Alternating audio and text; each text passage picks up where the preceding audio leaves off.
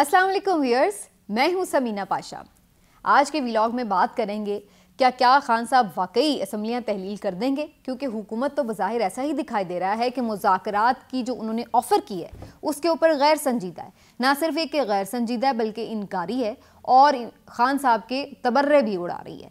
तो ऐसी सूरत हाल में क्या फिर खान साहब भी अब असम्बलियाँ ही तहलील करेंगे, यही वाहिद ऑप्शन रह जाता है या कोई मज़ीद ऑप्शंस अभी ज़ेर गौर हैं? और ये भी बात करेंगे कि फिर अगर ऐसा ही है तो फिर जो पसे पर्दा डायलॉग्स की बात हो रही थी, मुज़ाकरात की बात हो रही थी, आखिर वो कहाँ तक पहुँची? वो तमाम हल्के जो इस सिलसिले में कोई ना कोई किरदार अदा कर रहे थे, आखिर उनकी कोशिशें क्या बिल्कुल बेकार गई हैं? इसके हवाले से भी आपको बताएंगे। और थोड़ा सा इस व्लॉग में ये भी जिक्र करूँगी कि जनरल बाजवा तो ये अलल ऐलान कह रहे थे कि जी फ़ौज न्यूट्रल हो गई है, फ़ौज ने सियासी मुदाखलत बंद कर दी थी और फरवरी के बाद तो बिल्कुल हमने कोई सियासी किरदार अदा नहीं किया था। लेकिन ना सिर्फ ये कि ये हम सब ने देखा, पूरी कौम ने विटनेस किया, जिन लोगों के साथ मिलकर वो ये सब कर रहे थे उन्होंने आके गवाहियाँ दे दी, बड़े बड़े सीनियर हामी तज्जियाकार उन्होंने आके गवाहियाँ दे दी और ख़ुद मोनस इलाही साहब ने भी अब गवाही दे दी कि जी बाजवा साहब तो किस तरह से खुली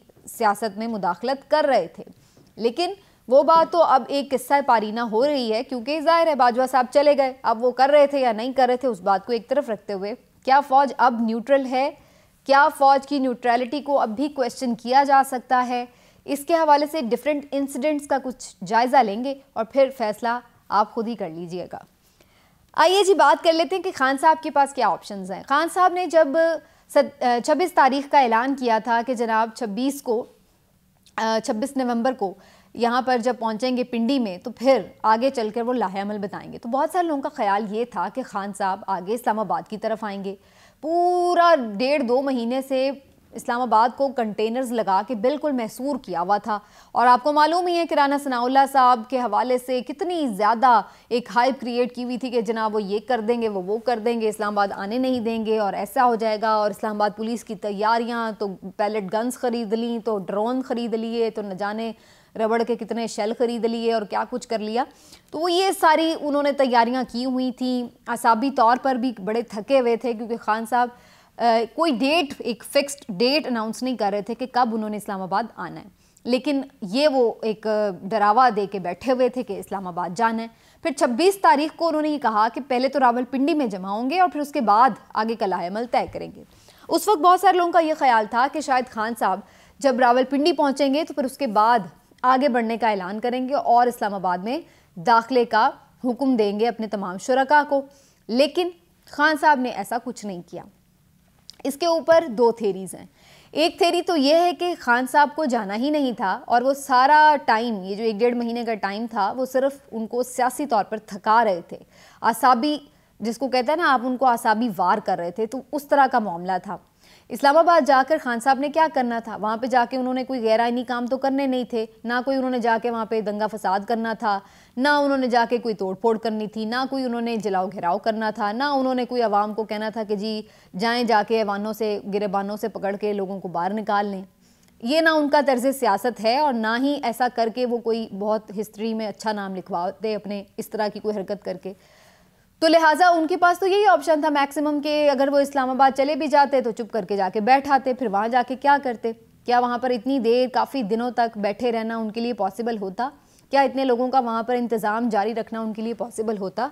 तो खान साहब को ये बात नज़र आ रही थी, इसलिए खान साहब नहीं चाहते थे कि वो अपने आप को किसी बंद गली में दाखिल करें और इस्लामाबाद जाकर वो एक लंबा धरना दे बैठे और फिर उसके बाद वो धरना आहिस्ता आहिस्ता कम होता चला जाए और फिर उनके अपने लिए मुश्किल बन जाए।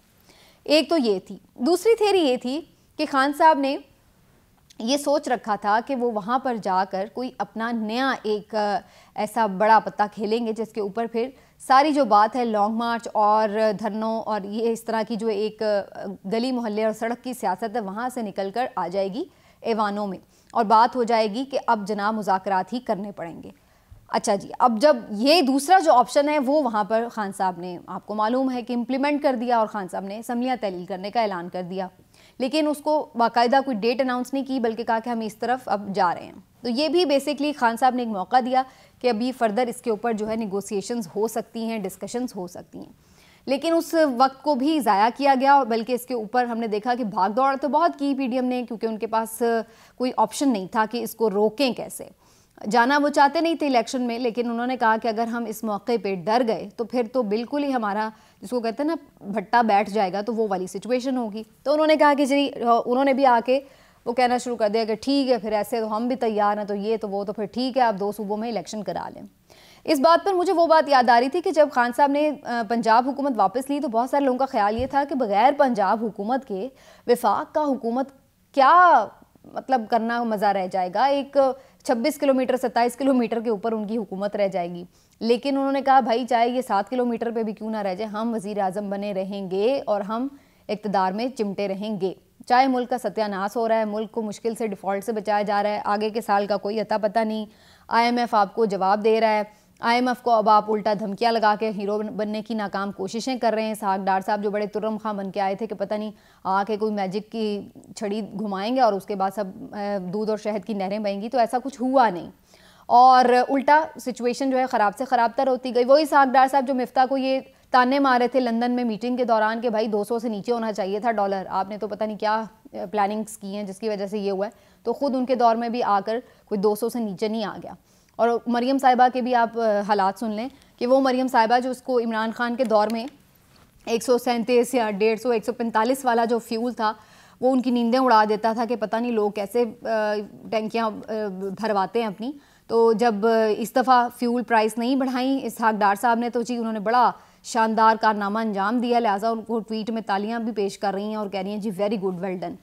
تو مطلب تھوڑی سی پتہ نہیں ان سیاستدانوں میں کیوں ایسا سمجھتے ہیں کہ یہ کوئی عوام بیوقوف ہیں، کوئی کیڑے مکوڑے ہیں، کوئی پاگل ہیں، کوئی گدھے ہیں. کون ہیں یہ؟ اتنے گدھے ہیں نہیں جتنا یہ لوگ سمجھتے ہیں. اور اب ان کو اس بات کی سمجھ آ جائے گی آئندہ انتخابات میں بھی، پہلے بھی لگی رہی ہے خیر لیکن مزید بھی آ جائے گی، کہ اتنا کوئی بیوقوف نہیں ہے کہ آپ اگر وہ عالمی منڈی میں تیل سستا ہوا ہے آپ کے ہاں اس کا ریلیف دینا چاہیے تھا عوام کو، اور الٹا آپ اس کو جو ہے وہ ریلیف نہیں دے رہے اور اس کے اوپر آپ ان کو شاباش دے رہی ہیں کہ ویری گڈ. تو بہرحال اکانومی آپ سے سنبھالی نہیں جا رہی ہے اور ایسے میں آپ جو ہے وہ الیکشن سے راہ فرار اختیار کیے ہوئے ہیں. اور اس کے بعد یہ مزید برآں کہ جب خان صاحب نے اس ساری سچویشن میں پھر بھی ایک مدبر ہونے کا، ایک تدبر کا مظاہرہ کرتے ہوئے مذاکرات کی بات کی، تو پھر جیسے میں نے کل کہا کہ جی آ کے بھپتیاں کسنا شروع ہو گئے کہ جی دیکھا یو ٹرن ہو گیا، اچھا جی اب کوئی آپشن نہیں بچی، پتہ ہے جی اس کا کچھ بن نہیں سکتا، وہ جنرل فیض چلے گئے ہیں تو اب لہٰذا یہ اپنے گھٹنوں پہ آ گئے ہیں اور مذاکرات کی بھیک مانگ رہے ہیں، تو یہ اور وہ اور اس قسم کی باتیں. تو پھر خان صاحب نے بھی آج اس کا ریاکشن دیا اور کے پی پارلیمنٹیرین سے خطاب میں انہوں نے کہا کہ بھئی میں نے تو ایک جس کو کہتے ہیں نا خان صاحب پہ ہمیشہ بڑی تنقید ہوتی تھی کہ جی یہ وائز پولیٹیکل مووز نہیں کرتے ہیں اور جی سیاستدانوں کی طرح بیٹھ کے بات کرنے کے اوپر بیلیو نہیں کرتے ہیں اور اس طرح کی انہیں تانے مارے جاتے تھے. تو جب انہوں نے وہ کیا تو اس کے اوپر بھی پھر ان کے اوپر تنقید کا سلسلہ شروع ہو گیا کہ جی یہ ہو گیا وہ ہو گیا. تو خان صاحب نے ایک طرح سے حجت بھی تمام کر لی کہ جی دیکھ لیں میں نے مذاکرات کی سیریس آفر کی لیکن اس کے اوپر بھی انہوں نے آگے سے کیا رسپانس دیا ہے. تو اب کوئی کم از کم یہ کہنے جوگا نہیں ہوگا کہ ہاں بھائی خان صاحب جو تھے وہ تو بات کرنے کے لیے تیار نہیں تھے آگے. لیکن خان صاحب کے لیے بھی تھوڑی سی مشکلات ہیں، انہیں بھی نظر آ رہا ہے کہ اگر وہ 2 الیکشنز کروا بھی لیں گے تو کیا اس سے مسئلہ حل ہو جائے گا. وہ تو پھر وہی میکسیمم یہی ہوگا کہ دونوں صوبوں میں ان کی حکومتیں ہوں، لیکن خان صاحب پھر بھی اقتدار میں واپس وفاق میں تو نہیں بیٹھے ہوں گے اور جو میجر پاورز ہیں وفاق کی وہ تو نہیں خان صاحب کے ہاتھ میں آئیں گی، جو ظاہر ہے وہ بہتری کرنا چاہتے ہیں وہ تو نہیں کر سکیں گے.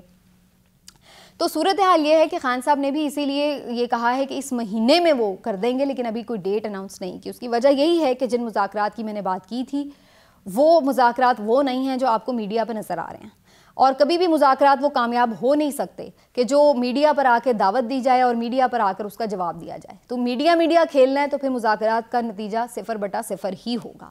اگر آپ نے واقعی کوئی کنکلوژن نکالنا ہے مذاکرات سے، کوئی نتیجہ نکالنا ہے، تو برائے مہربانی میڈیا پہ نہ تو پریس کانفرنس کی جائے اور نہ ہی میڈیا کے اوپر آ کے کوئی رسپانس دیا جائے کسی بھی آفر کا. پھر ایک سیریس آپ ڈیلیگیشن بنائیں اور آپس میں ڈائریکٹلی ملیں. یہی ایک حل ہے کہ جس کے اوپر کوئی بات چیت کا فائدہ ہو سکتا ہے. اور جو بیک ڈور آفیسز میں کے تھرو جس کا میں نے کل بھی ذکر کیا کہ ابھی تک صدر مملکت صاحب، پرویز خٹک صاحب، اسحاق ڈار صاحب، پرویز الہی صاحب، یہ چاروں آفیسز جو ہیں یہ اس وقت کوشش میں ہیں کہ کچھ نقطے پہ کہیں پہ بات ہو جائے، لیکن معاملات خراب کرنے والے بیچ میں بہت سارے لوگ ہیں. تو اگر یہ بہت سارے لوگ تھوڑی دیر کے لیے اپنا منہ بند کر لیں تو شاید کچھ صورتحال میں بہتری آئے، لیکن لگتا نہیں ہے کہ یہ لوگ اس طرف آئیں گے. تو ابھی ٹوسٹ آنے باقی ہیں اسٹوری میں. خان صاحب بھی ابھی کوئی جلدی نہیں کریں گے الیکشن کی طرف موو, لیکن بہرحال یہ ان کے پاس اب آپشن ضرور ہے. کوئی انہیں یہ نہیں کہے گا کہ جی آپ نے مذاکرات کی بات نہیں کی اور جناب دھڑا دھڑ اسمبلیاں ڈیزالو کر دیں. تو یہ انہوں نے ایک حجت تمام کر لی ہے. بہرحال باقی یہ جی بات کہ جی فوج اس سارے میں کیا کر رہی ہے کیا نہیں کر رہی ہے, بظاہر تو یہی ایک تاثر دیا گیا ہے جو کہ اچھا تاثر ہے, مثبت ہے کہ جی ہم کوئی کردار ادا نہیں کر رہے, لیکن الٹیمیٹلی ایسا لگ رہا ہے کہ پی ڈی ایم اور یہ جو روایتی سیاستدان ہیں ہمارے سارے ہی, بلکہ یہ جب تک فوج نہیں انہیں بٹھائے گی یہ بیٹھیں گے بھی نہیں. تو ایک ڈنڈا تو بہرحال ان کو چاہیے جو ان کو لائن حاضر کرے تو پھر ہی آگے سے کچھ کرتے ہیں.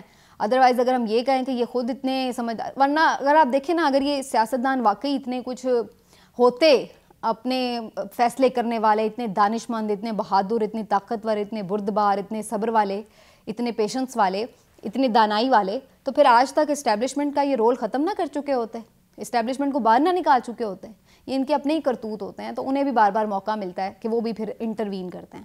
تو یہ دونوں ٹو وے بات ہے. جہاں ہم اسٹیبلشمنٹ کو تنقید کرتے ہیں کہ انہیں سیاست میں مداخلت نہیں کرنی چاہیے, تو وہاں ہمیں پولیٹیکل لیڈرز پہ بھی تنقید کرنی پڑتی ہے کہ جناب آپ بھی ہوش کے ناخن لیں. جن باتوں میں آپ انہیں آؤٹ کر سکتے ہیں انہیں آؤٹ کر کے آپس میں کیوں نہیں بات کر لیتے.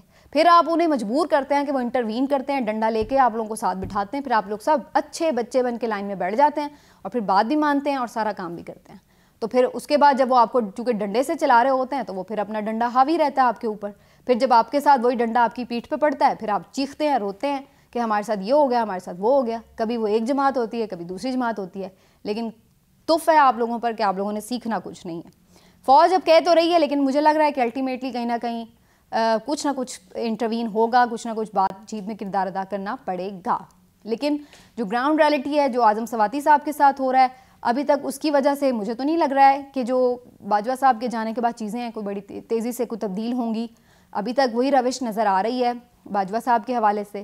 اور اسی طرح سے بہت سارے میڈیا پرسنز جو باجوہ صاحب کے دور میں باہر چلے گئے تھے وہ واپس تو نہیں آ سکے ہیں. بہت ساری پابندیاں جو ان کے دور میں لگی تھی وہ ابھی تک کھل تو نہیں سکی ہیں. تو اگر ہم یہ کہیں کہ جی کمپلیٹلی ابھی چیزیں بالکل آل ٹوگیدر 180 ڈگری چینج ہو گئی ہیں, تو ایسا کوئی چینج نظر نہیں آ رہا. اگر کوئی اس کو یہ حکم نہیں کر رہا ہے کہ بھائی ایسے جاری رکھو, ان کی ایما پر نہیں ہو رہا, تو پھر یہ بھی یاد رکھیں کہ کوئی منع بھی نہیں کر رہا ہے, کسی نے یہ بھی نہیں کہا ہے ابھی تک کہ بھائی اس چیزوں کو ختم کرو. تو ابھی اس پر تھوڑا سا ہمیں لحاظ تو رکھنا ہے کہ دیکھتے ہیں کہ آنے والے دنوں میں کیسے چیزیں چینج ہوتی ہیں. لیکن آنے والے دنوں میں بہت ساری چیزیں جو ہیں وہ یہ انڈیکیٹ خود بخود کر دیں گی کہ فوج کس حد تک نیوٹرل ہوئی ہے یا نہیں ہوئی, اور اگر ہوئی ہے تو وہ پازیٹیوٹی کی بات ہے یا نیگیٹیوٹی کی بات ہے, تو اس کو بھی دیکھنا پڑے گا. باقی مجھے لگ رہا ہے کہ آنے والے دنوں میں جو کچھ ہونے جا رہا ہے, چاہے وہ اسمبلیاں تحلیل ہوں, چاہے وہ اسمبلیاں تحلیل ہونے کے بعد گورنر راج اگر زبردستی نافذ کر دیا جائے وہ بات ہو, یا کوئی بھی ایسا آپشن ہو, مجھے یہ دکھائی دے رہا ہے کہ معاملات ایک دفعہ پھر سے عدالتوں میں جائیں گے اور الٹیمیٹ فیصلے پھر سے عدالتوں میں آئیں گے. یہ وہ لڑائی ہے جو کبھی سڑک پر, کبھی ایوان میں, کبھی عدالت میں, کبھی سڑک پر, کبھی ایوان میں, کبھی عدالت میں, یہ اس طرح سے ہی ہم چکر میں چل رہے ہیں. چاہے وہ آپ پنجاب اسمبلی کے معاملے کو دیکھ لیں, قومی اسمبلی کے معاملے کو دیکھ لیں, اور اب پھر سے جب یہ اسمبلیاں ڈیزالو ہوں گی, اور یہ بھی کوئی ہماری تاریخ میں خیر پہلی دفعہ نہیں ہے. آپ کو یاد ہے نواز شریف صاحب کی بھی اسمبلی ٹوٹی تھی, پھر عدالت سے بحال بھی ہو گئی, تو کئی دفعہ یہ چیزیں تماشے ہمارے ملک میں چلتے ہی رہتے ہیں. تو ابھی بھی مجھے لگ رہا ہے کہ اگر خان صاحب یہ اسمبلیز ڈیزالو کرتے ہی ہیں الٹیمیٹلی, تو ان کو بھی چیلنج کیا جائے گا.